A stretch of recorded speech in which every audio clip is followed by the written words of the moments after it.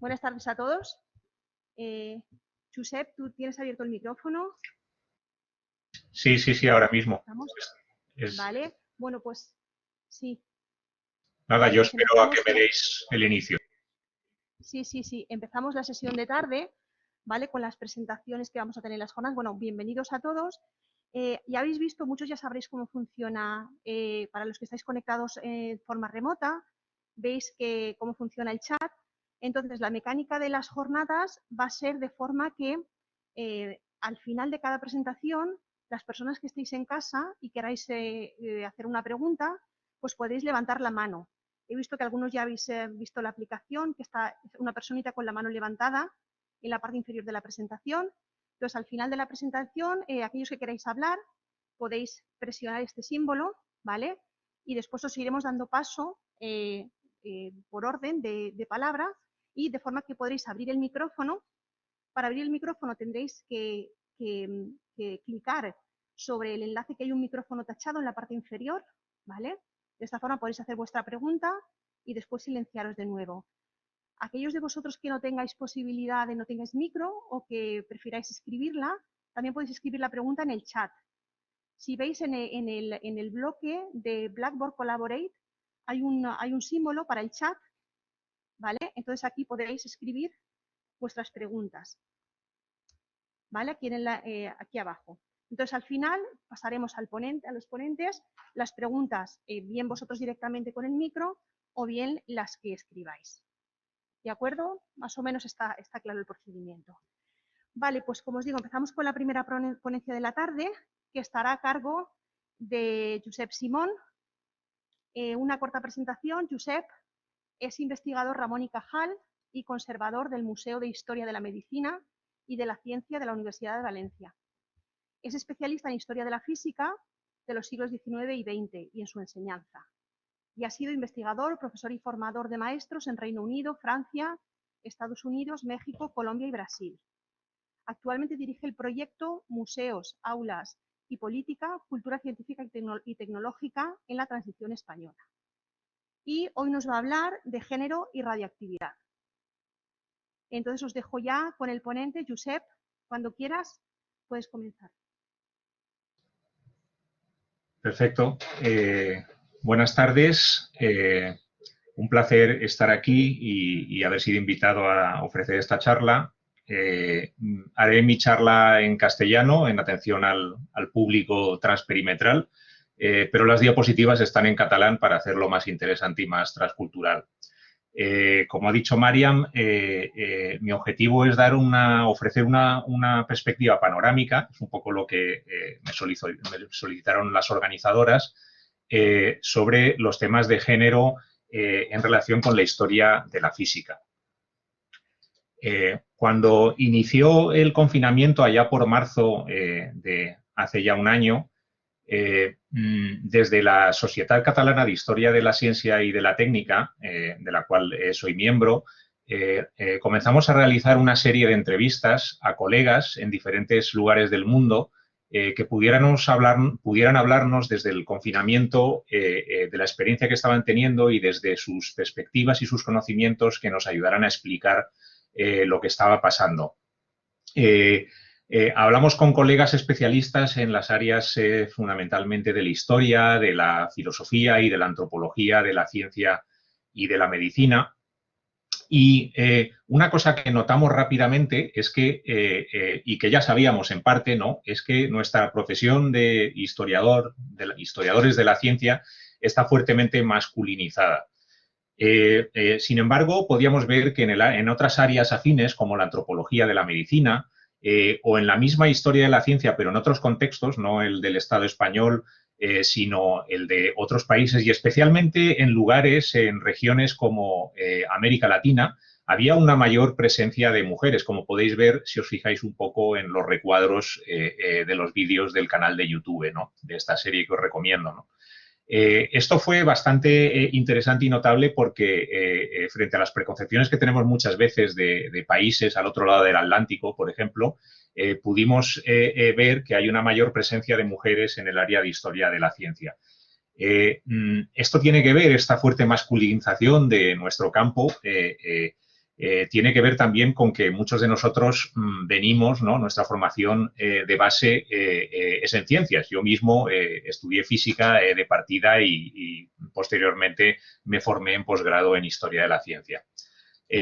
Posteriormente y mucho más recientemente, en la misma sociedad profesional, la Societat Catalana de Historia de la Ciencia y de la Técnica, hemos realizado una serie precisamente para abordar esas perspectivas y la importancia del género en nuestra profesión y los problemas que existen incluso hoy en día.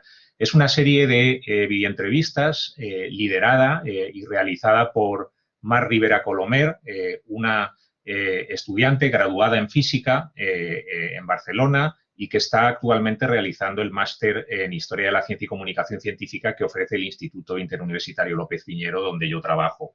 En esta serie se han entrevistado a 8 historiadoras de la ciencia, la técnica y la medicina, que son colegas, ¿no? Y que han ofrecido su perspectiva se han ido publicando entre el 11 de febrero, Día Internacional de la Mujer y la Niña Científica, y el 8 de marzo, ¿no? Ayer mismo se cerró esta serie, ¿no? Algunas de las declaraciones o titulares que han producido nuestras compañeras en esta serie son las siguientes, ¿no?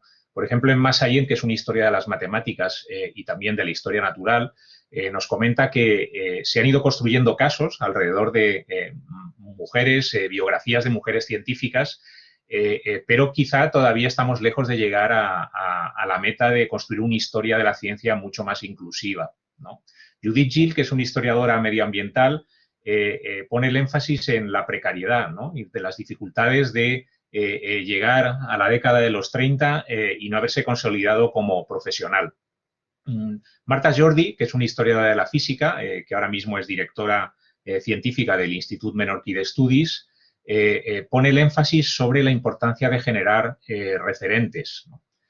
Sara Fayula, una historiadora de la medicina, nos remarca la importancia o, digamos, o la existencia de, a pesar de la presencia de la mujer en las profesiones médicas o las profesiones de la salud, la presencia de una fuerte jerarquía que hace que haya pocas mujeres en puestos directivos en ese ámbito, ¿no? También algunas de nuestras compañeras han puesto el énfasis sobre las representaciones de la mujer, ¿no? Y la importancia del cuerpo de la mujer y sus representaciones sesgadas, ¿no? En gran medida. Montserrat Cabré, que es una de las mayores especialistas que hay en España sobre temas de género y ciencia en perspectiva histórica, pone el énfasis en los aspectos sociales y pensar que hay unas reivindicaciones sociales y hay una disciplina, sin embargo, que entra en tensión, que es la ciencia, porque la ciencia está cercana al poder.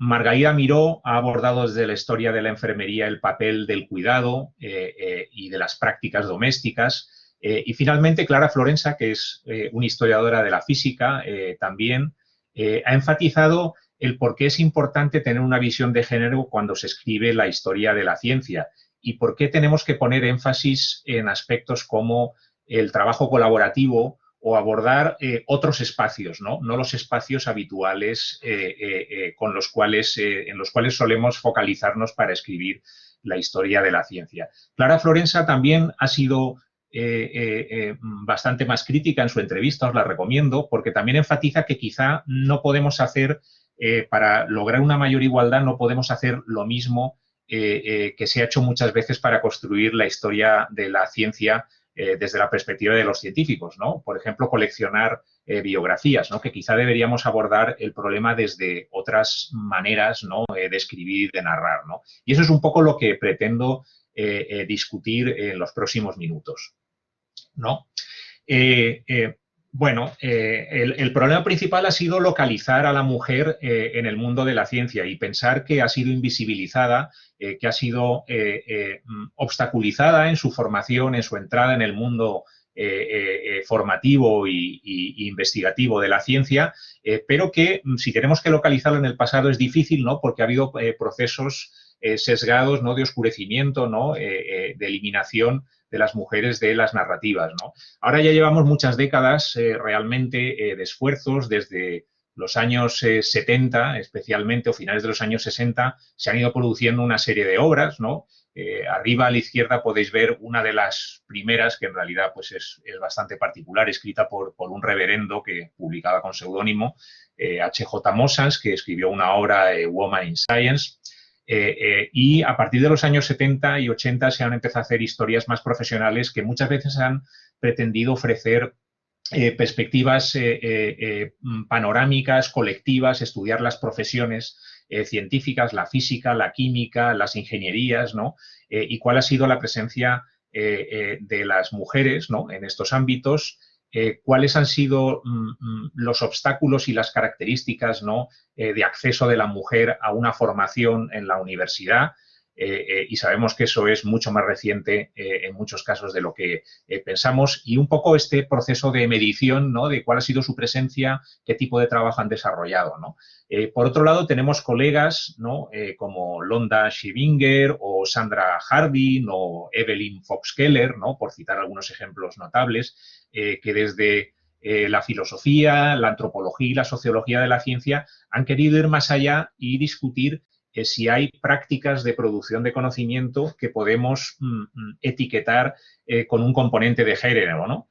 Si podemos decir que hay maneras de producir ciencia que son eminentemente masculinas, ¿no? Que representan ciertos valores de la masculinidad, y inversamente, y en tensión con esto, si hay otras maneras diferentes de pensar, de producir, de hacer, de construir conocimiento que podríamos calificar como femeninos, ¿no?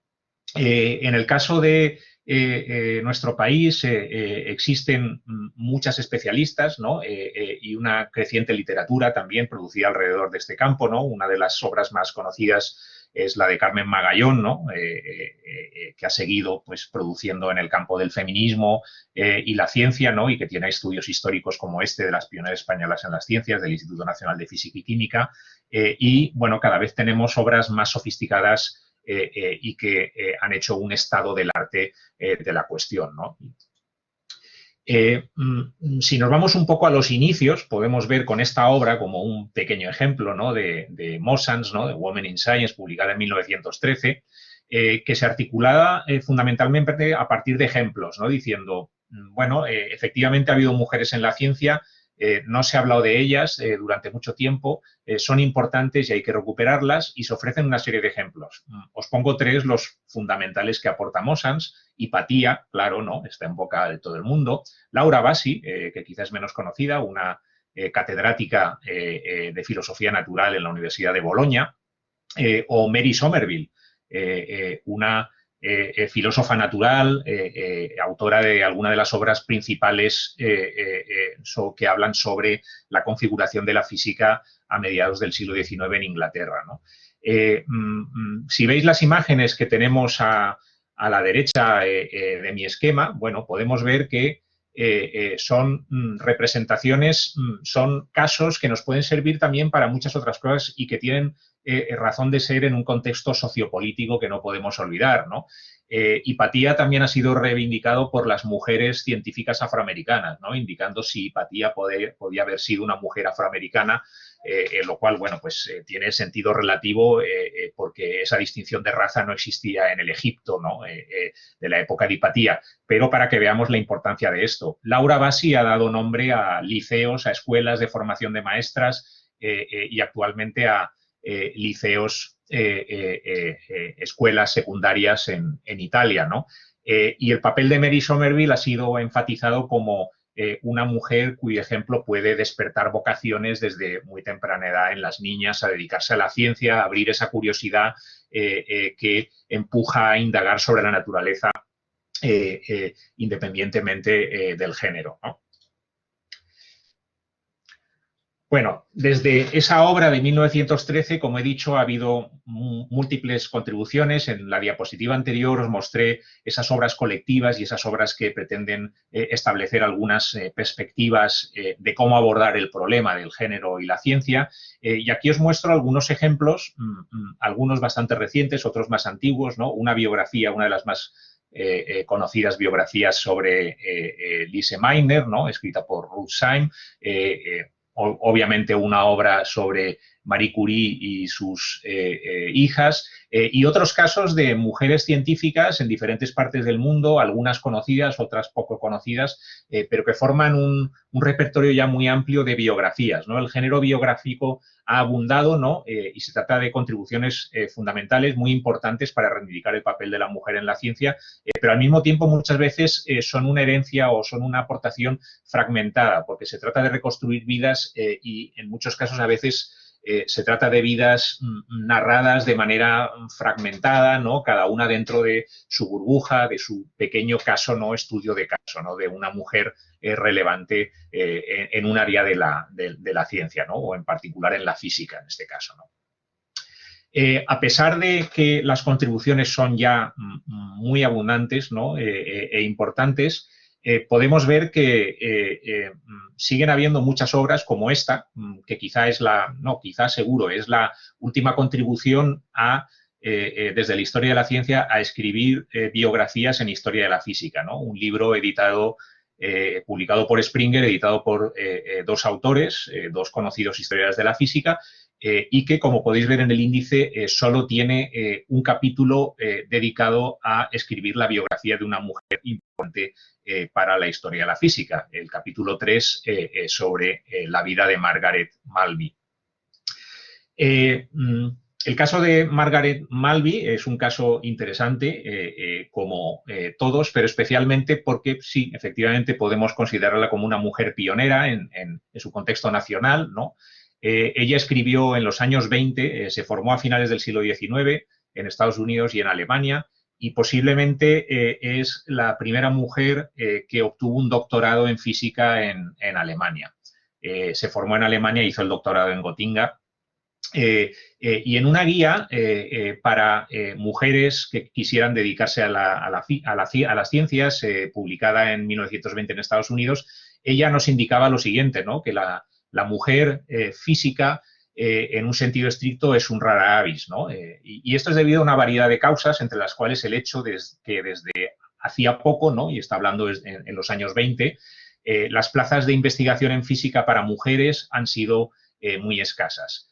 También nos indica que hace falta, para poder dedicarse a la física, una serie de habilidades, ¿no? Muy particulares, como una imaginación constructiva, una habilidad mecánica, y el dominio de las matemáticas, así como un conocimiento amplio de principios y aplicaciones. Y considera que no son muy habituales tampoco en las mujeres, ¿no? Debido a los obstáculos que impiden su formación en las universidades, ¿no? También quiero poner una nota de detalle en que nos hable de investigación en física para mujeres, ¿no? Porque ella misma trabajó en Columbia University, pero en un college, el Barnard College, que fue un college dedicado a la formación de mujeres, ¿no? Y esa es la situación a principios del siglo XX en Estados Unidos, ¿no? Hay una serie de colleges, de universidades de artes liberales que siguen existiendo hoy en día y que forman parte de una red y que se dedican a la formación de mujeres y que son una respuesta a esa segregación y esa obstaculización de la mujer que no puede acceder, en general le es difícil acceder a las universidades estándares, ¿no? Donde estudian los hombres. Sin embargo, Margaret Malby nos recuerda que precisamente otro mundo, que es el del mundo real, el de la industria, por ejemplo, ha mostrado que esos obstáculos no tienen razón de ser, ¿no? Que las mujeres pueden ser habilidosas, pueden ser imaginativas, pueden dominar la teoría, la práctica, el experimento, sin ningún problema, y ya lo han demostrado, ¿no? El caso de Margaret Malby es particularmente importante porque también nos sitúa en una época. Ella, después de doctorarse, hizo investigación en Berlín, en el Instituto de Física de Berlín, y estuvo allí más o menos una década antes de que llegara Lise Meitner a trabajar mano a mano con ese señor que luego no la puso en el artículo, ¿no? Otto Hahn. Bueno, podemos ver que una década antes la situación es bastante difícil, y la vida de Margaret Malby fue una vida bastante sacrificada, con un metodismo, una rigurosidad en la práctica, y fue la de muchas mujeres como ella, ¿no?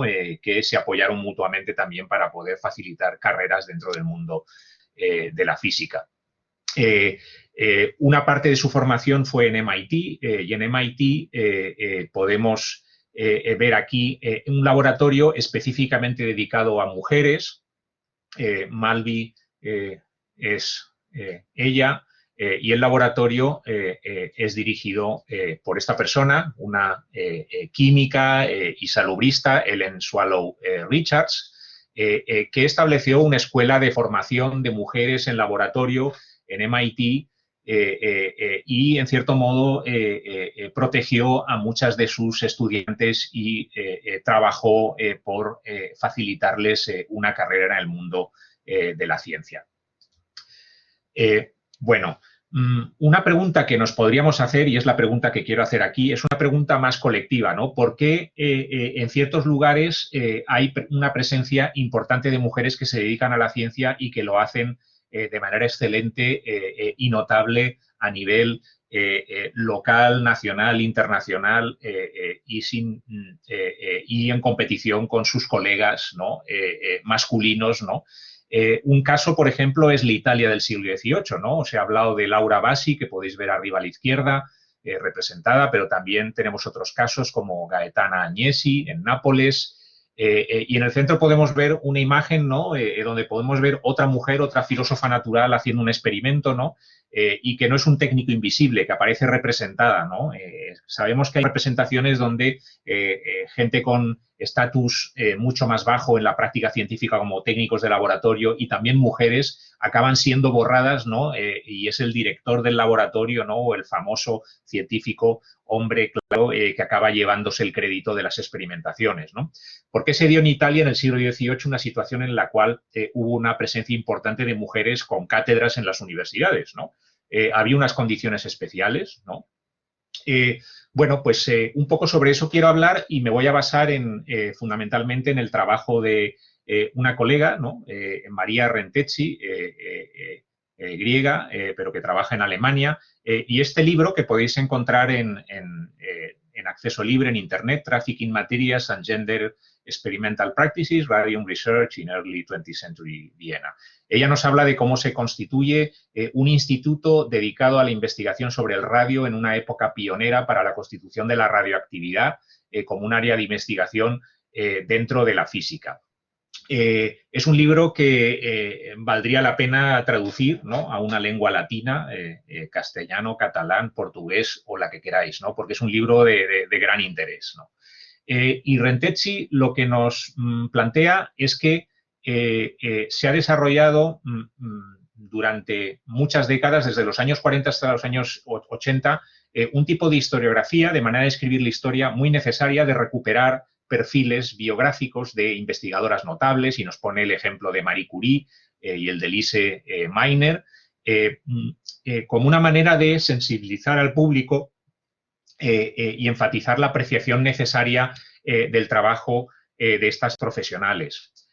Pero que a partir de la década de los años 90, ¿no? Y hace varias décadas de esto, se ha comenzado a repensar la historia en otros términos, ¿no? Donde se ha puesto un énfasis en complejizar un poco más nuestras narraciones históricas y hablar de cómo se conjuga el género, por ejemplo, con las prácticas experimentales y la cultura material de la ciencia, ¿no? Y aquí hay un aspecto clave, ¿no? Que nos podría hacer pasar de esta diapositiva, de esta imagen, la imagen clásica del llamado descubrimiento de los rayos X por parte de Wilhelm Röntgen, ¿no? Y donde la imagen que podéis ver a la izquierda, ¿no? La de una radiografía tomada medio por azar a la mano de la esposa, ¿no? De la esposa de Wilhelm Röntgen, circuló por toda la prensa periódica, las revistas de divulgación, fue realmente una sensación, ¿no? En toda Europa y en todo el mundo, ¿no? Y donde la mujer es objeto de experimentación, la mujer y su cuerpo es objeto de experimentación, a una imagen como esta, una imagen del laboratorio Curie, donde podemos ver que los técnicos, los investigadores son mujeres, ¿no? Ya no son objeto de investigación, sino que son ellas las que lideran la investigación en el laboratorio, en un área de alta especialización, ¿no? Otra imagen del laboratorio Curie con dos físicas dedicadas a la radioactividad, Sonia Cotel y Catherine Chamier.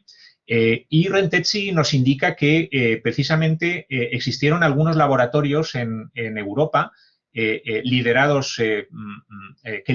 la investigación en esta nueva ciencia que fue la ciencia de las sustancias radioactivas, ¿no? Uno de ellos el Instituto de Marie Curie en París, obviamente, otro el Instituto de Ernest Rutherford en Manchester, y Rutherford se movió entre diferentes lugares y acabó trabajando en Cambridge también, y también el laboratorio liderado por Otto Hahn y Lise Meitner en Berlín, ¿no?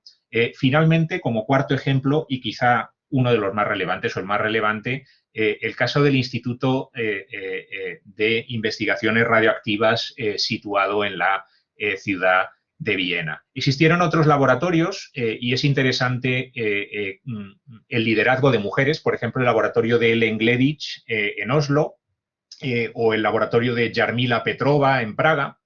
Y lo que es interesante es que únicamente el Instituto Curie y el Instituto de Viena tuvieron una altísima presencia de mujeres en plantilla, ¿no? Trabajando como investigadores fijos, ¿no? En el caso del laboratorio Curie, durante toda su historia, durante las primeras 3 décadas del siglo XX, hubo una presencia de mujeres que rozó el 30% de la plantilla. En el caso del Instituto de Viena, llegó a ser de casi un 38%, ¿no? de la plantilla. Y sin embargo, en otros laboratorios, inclusive el laboratorio de Lise Meitner en Berlín, la presencia de mujeres fue menor o quizá está todavía por estudiar, ¿no? Y no se conoce con certidumbre, ¿no? ¿Por qué en Viena? ¿Por qué en Viena a principios de siglo y durante las primeras décadas del siglo se dio esta situación tan particular, ¿no? de tan alta presencia de mujeres en este campo de investigación puntera? Bueno, pues eso se ha conectado con diferentes. Obviamente, desde la historia proponemos explicaciones complejas y multicausales, como la vida misma, y hay varias razones. Por ejemplo, una razón que se ha aducido es la presencia de minas en la región de Bohemia, ¿no? y dentro del Imperio Austrohúngaro, ¿no? A principios de siglo, que permitían obtener muestras de radio, ¿no? Fundamentales para la investigación en sustancias radioactivas, ¿no? Y su conexión con Viena, donde Viena distribuía por toda Europa estos radioisótopos. Otra de las razones que se han aducido son las políticas, ¿no? Y no podemos ignorar que después de las revoluciones liberales fallidas en toda Europa a mediados del siglo XIX, en Viena, desde finales de la Primera Guerra Mundial, pasó a gobernar el Partido Socialdemócrata, un partido claramente marxista, en esa época, con perspectiva de género, con un programa de reformas públicas, de intervención en la salud pública, en el urbanismo y también de igualdad de género, ¿no? Sin ser perfecto en sus políticas ni en sus sensibilidades, pero con una clara política de género. También la presencia de profesores abiertos a acoger y promover el trabajo de mujeres, como por ejemplo Ludwig Boltzmann o Franz Exner, que siempre estuvieron abiertos a aceptar a las mujeres en la universidad y que facilitaron que esto fuera posible a partir de finales de la década de los 10, de 1910. Y también las reformas urbanísticas, ¿no? Reformas urbanísticas muy conocidas, se ha escrito mucho sobre esto, la Ringstraße, ¿no? La llamada Ringstraße, ¿no? Podéis ver en esta imagen de arriba a la izquierda, ¿no? El mapa de lo que era la Viena amurallada, ¿no? De origen medieval, ¿no? Y esta zona de alrededor, ¿no? Que sirvió también para contener las revueltas, ¿no? Que era un campo militar, ¿no? De contención. Y cómo eso fue urbanizado para crear nuevos espacios, ¿no? Entre ellos los espacios de gestión de los espacios políticos, los espacios universitarios, y dentro de eso se creó un nuevo espacio para las ciencias, que fue el llamado Medicine Viertel, ¿no? El barrio o la cuadra, ¿no? O la manzana de la medicina, ¿no? donde se situaron nuevos institutos, construcciones específicas para desarrollar las ciencias experimentales, hospitales centrales, el Instituto de Física, el Instituto de Química y también el Instituto de Investigaciones en Radioactividad. Hacia 1915, como podéis ver en esta presentación, ¿no? Fotográfica de los miembros de este instituto para investigaciones sobre la radiactividad, la presencia de las mujeres era muy pequeña, ¿no? Podéis ver abajo una fotografía de una investigadora, Elisabeth Horowitz, que precisamente fue recomendada por Lise Meitner, que ya había partido. Lise Meitner, después de formarse en este contexto vienés, ¿no? De tener su formación principal en física, marchó a Berlín a seguir con su formación y a desarrollar su carrera y recomendó a Elisabeth Horowitz para trabajar en este instituto. Pero como podéis ver, la presencia era pequeña. Sin embargo, como ya he mencionado antes, en los años siguientes y hasta mediados de la década de los 30, la presencia femenina aumentó constantemente. Por mencionar algunos nombres representados aquí, podéis ver en la primera fila de izquierda a derecha a Dagmar Wendel-Pettersson, a Herta van Bager, a Erna Busecker y en la fila de abajo a Marietta Blau, Elisabeth Rona, Berta Karlik y finalmente Elisabeta Kara Mijailova, ¿no? Todas mujeres que desarrollaron líneas propias de investigación dentro del Instituto de Investigaciones en Radioactividad, ¿no? De Viena, que tuvieron sus grupos de trabajo, que diseñaron sus propios instrumentos científicos y sets experimentales, y que publicaron sus resultados individualmente o en colaboración y que desarrollaron una serie de redes de trabajo entre ellas y sus colegas masculinos también, ¿no? Una cosa que se ha mencionado también de esta época en Viena, Viena es conocida por su efervescencia cultural en el mundo de la música, de la pintura,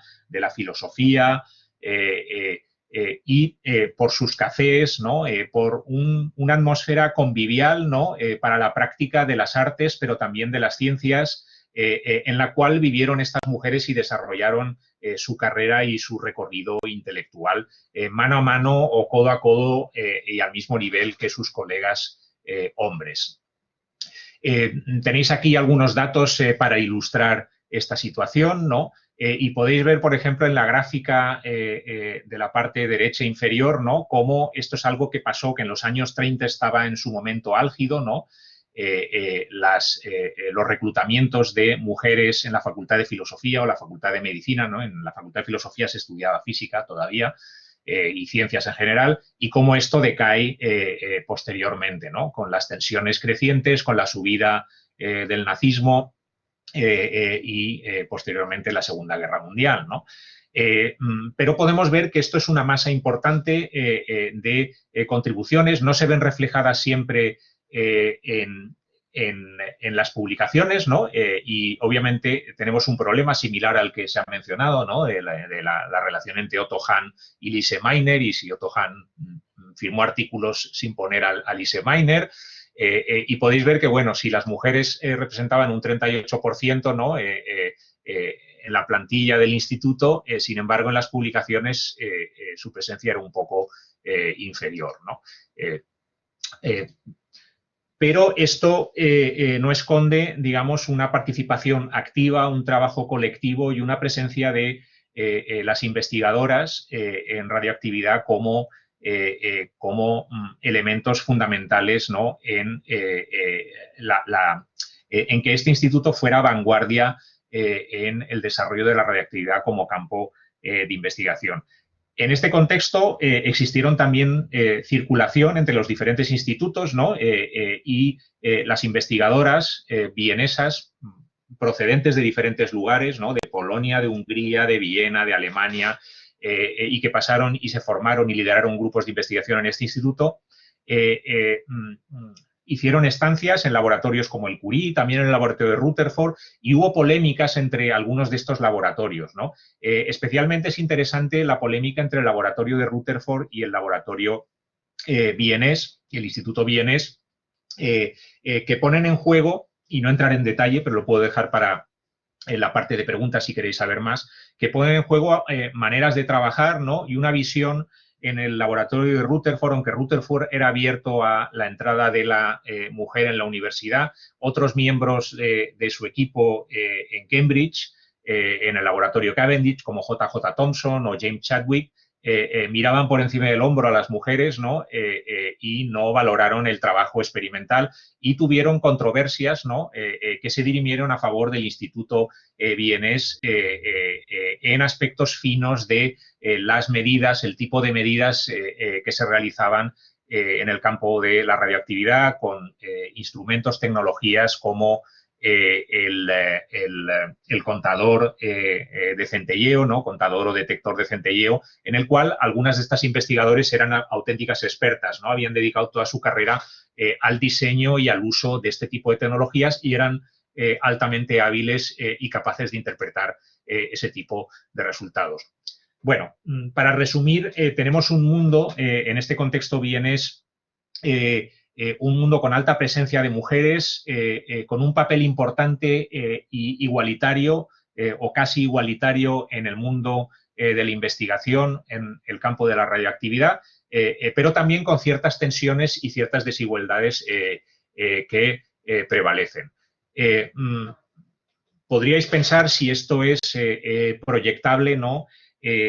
A la actualidad, ¿no? Lo he ilustrado con este mural de Arturo García Bustos, que se encuentra a la llegada a la Universidad Nacional Autónoma de México, una de las mayores universidades del mundo, ¿no? Donde podéis ver presencia de mujeres de manera casi igualitaria, ¿no? En las actividades científicas y tecnológicas, pero al mismo tiempo unas jerarquías, ¿no? De quién imparte, ¿no? De quién imparte conocimiento, ¿no? Y quién lidera la investigación. Obviamente, esto nos enseña que mirando al pasado, mirando al presente, la situación todavía muestra una alta desigualdad y un número importante de tensiones y de aspectos a dirimir y a resolver. Un aspecto importante a enfatizar y con el cual quiero cerrar es precisamente la movilidad de las científicas en una época como la que he examinado, de las primeras décadas del siglo XX. Os he puesto datos del laboratorio Curie, pero podría ser el Instituto de Viena u otros, ¿no? Estas mujeres circularon, desarrollaron su ciencia entre muchos lugares. Debido al nazismo y a la Segunda Guerra Mundial se tuvieron que exiliar. Muchas murieron en Europa por la guerra, por ser judías, como se ha mencionado. Otras se trasladaron al otro lado del Atlántico, a México, a Estados Unidos y siguieron con su carrera, ¿no? Y en muchos casos con sacrificios, pero también en este contexto de apoyo mutuo y donde creo que también tenemos que tener en cuenta los aspectos políticos, ¿no? Los regímenes políticos que pueden favorecer la entrada de la mujer o el desarrollo de la mujer y el liderazgo de la mujer en un mundo como el de la ciencia, y también los movimientos feministas, ¿no? Que existen desde los años 20 en Viena, que obtienen el sufragio universal y que lideran los cambios en el mundo, en el contexto del trabajo de las fábricas, en el contexto del mundo de la enseñanza, las asociaciones de maestras y en el contexto de las investigadoras por el apoyo mutuo que permite que muchas desarrollen carreras, se formen y produzcan conocimiento novedoso y pionero para la ciencia. Finalmente, para cerrar, hay investigadoras como María Rentecci que ha sugerido que precisamente esta situación tan paradigmática pero tan peculiar de una presencia tan alta de mujeres en un campo de investigación tan puntero como el de la radioactividad se dio quizá porque era un campo nuevo, porque era un campo que todavía no estaba dominado por el poder y la jerarquía de la ciencia, donde había espacio para obtener nuevos resultados, pero en el momento dado que se estandarizó este campo de investigación, quizá el papel de la mujer empezó a quedarse más oculto y el poder fue tomado por investigadores hombres, ¿no? Y que esto es algo que quizá podríamos ver en otras áreas de investigación. Voy a dejarlo aquí y pues pasemos al turno de preguntas o lo que indique Marian como moderadora. Vale, Josep, ¿me escuchas? Sí. Muchas gracias, ha sido muy interesante y bueno, nos has contado información que yo muchas de ellas no las sabía, no sé el resto de la audiencia. Entonces, abrimos turno de palabras. Si os parece, empezamos con las personas que están de forma presencial aquí en la sala Darwin. Entonces, ¿alguien de aquí de la sala Darwin tiene alguna pregunta para Josep?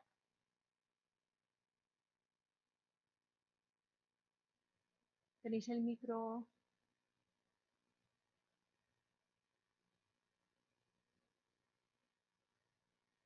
¿Alguien quiere preguntarle alguna cosa?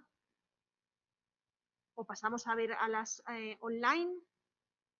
Eh, ¿Alguien de momento, no he visto, había una mano, pero ya han bajado la mano.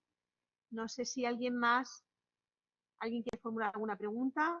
Ángela, a ver, Ángela, la leo yo. Ángela Segura Arenas. Dice, buenas tardes. Por lo que yo he podido leer sobre mujeres e historia de la ciencia, la mayoría de estudios sobre mujeres los hacen otras mujeres. Un rescate de unas a otras a través del tiempo. ¿Es esto aleatorio? ¿Son solo las mujeres las que se interesan por otras mujeres? ¿O causal, entendiendo que la sociedad impulsa a que los investigadores hombres se interesen menos por estos temas? O quizás es un sesgo propio que no he encontrado ningún autor masculino que trate el tema. No sé, Josep, si le puedes contestar a Ángela sobre esto. Sí, gracias Ángela. Bueno, es una pregunta complicada y peliaguda porque efectivamente así es. En general, el movimiento por la introducción de la investigación sobre género en el campo de la ciencia es liderado por mujeres, ¿no? La organización de esta jornada es liderada por mujeres y los hombres, pues yo creo que tenemos una obligación también de contribuir, pero en cierto modo quizá también tenemos que ponernos atrás y dejar que las investigadoras hablen. Cuando haces historia es un problema, digamos, a tener en cuenta, ¿no? Porque pues no tienes por qué tener todas las características de los fenómenos, ¿no? O los personajes históricos que investigas, ¿no? Para poder hacer investigación. Pero yo creo que a nivel político y por respeto epistemológico es algo quizá ahora mismo necesario, ¿no? Aunque obviamente pues la presencia masculina también en este campo de investigación también ha aumentado porque estamos en un campo donde cada vez hay una perspectiva también más panorámica en clave LGTB, por ejemplo, lo cual pues también es discutible, ¿no? Si es lo mismo o no es lo mismo, pero de investigar precisamente el género de manera mucho más amplia, ¿no? Y bueno, pues yo creo que lo dejaría ahí. En cierto modo, yo he intentado también justificar mi presencia aquí, hablando un poco de la conciencia que tenemos la comunidad de historiadores de la ciencia, ¿no? En nuestro país, precisamente de lo altamente masculinizada que está y que no debería ser así. Y eso pues también pasa por decisiones de a quién contratar y cómo hacerlo.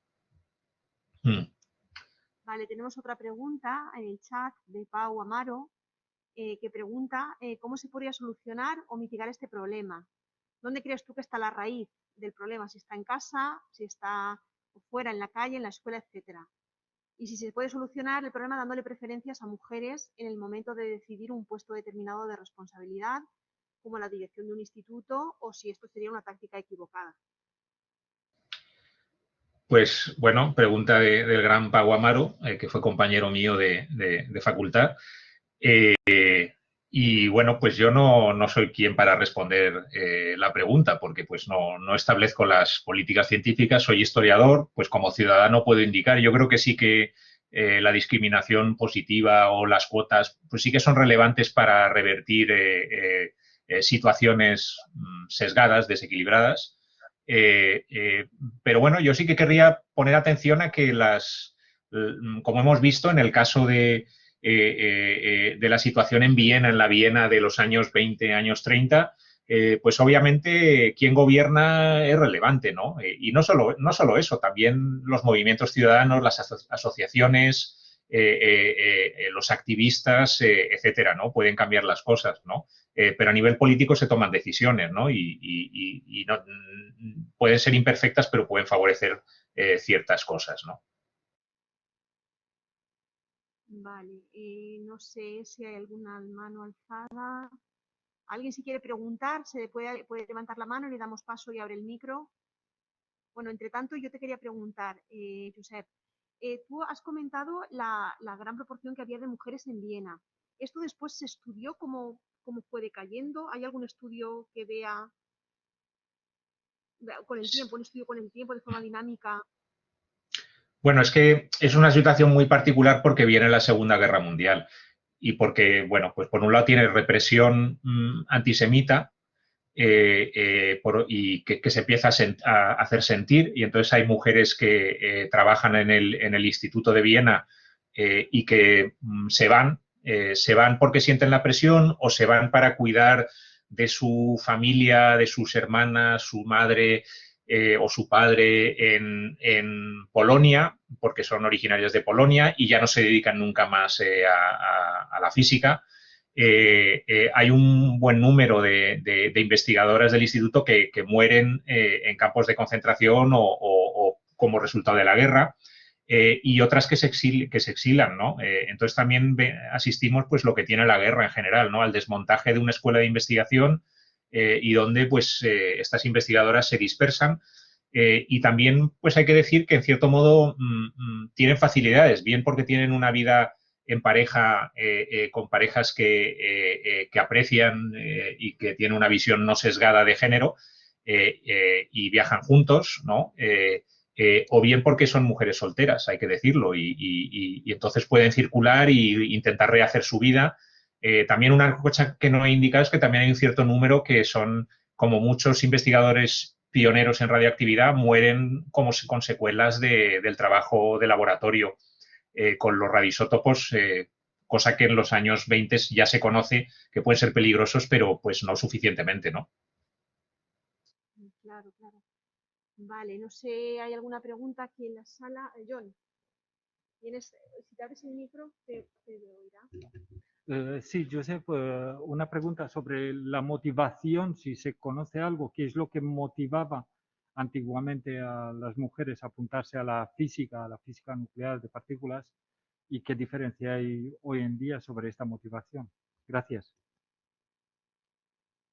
Pues bueno, hay situaciones diferentes.